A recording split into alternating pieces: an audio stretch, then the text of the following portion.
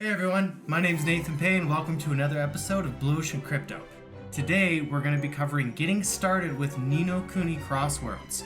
A while back we did an introduction video there for you guys, so I'm really excited to kind of show you the next steps on how to get going in this absolutely beautifully stunning play to earn game by Netmarble. So you can play on the PC or a tablet. I play on my tablet just for mobility reasons.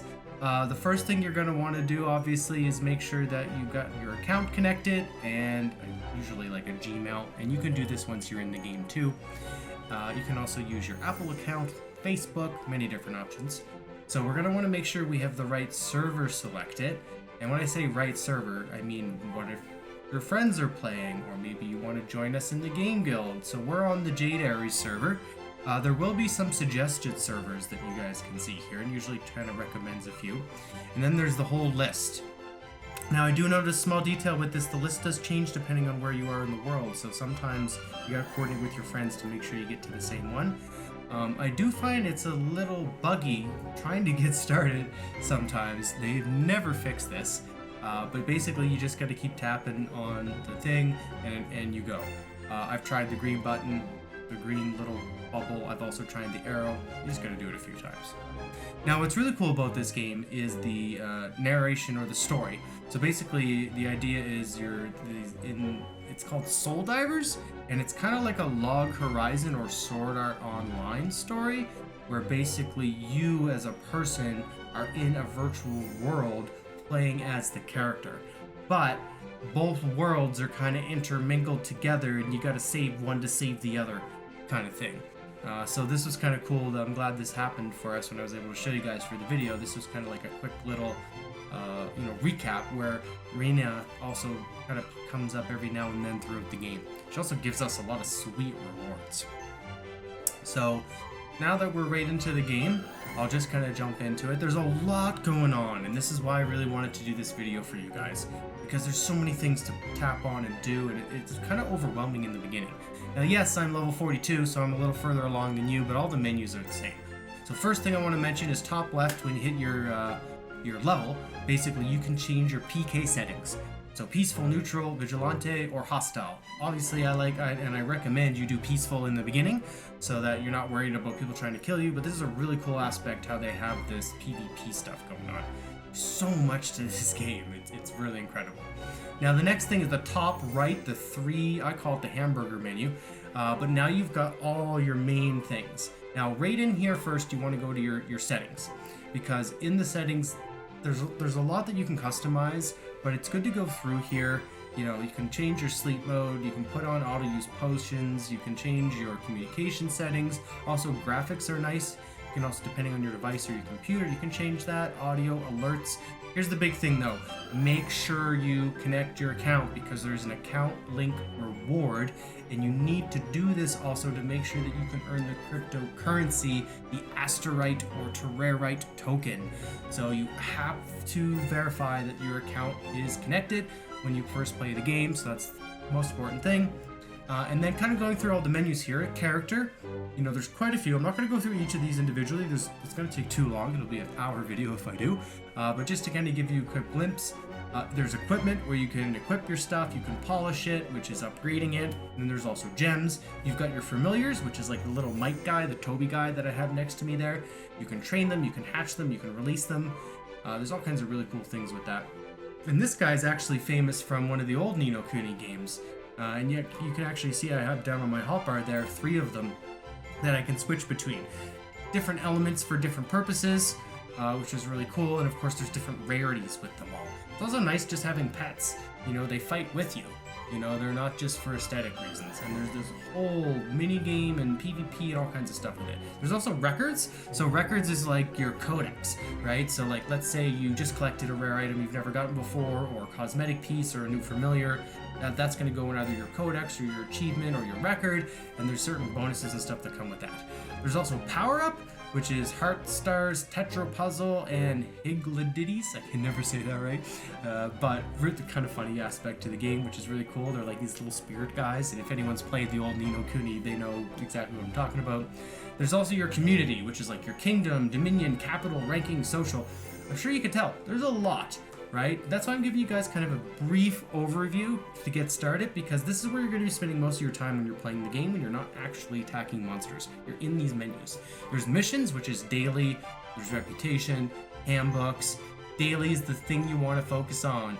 Just like any MMORPG, you always need to do your daily quests. That's where you're going to get the best rewards. That's really what helps you progress in the game. Now, of course, you've got your main story quests, but then you've got your dailies and your weeklies, and they help each other, right? So I found just kind of doing the dailies really contributes to the weeklies quite a bit. So really, after doing a couple dailies for a few days, you can go check your weeklies, fill in any gaps, and you're good to go. So just going back to the menu again, taking a look at the next section, which would be challenge. But there is the reputation and handbook, so don't forget about that.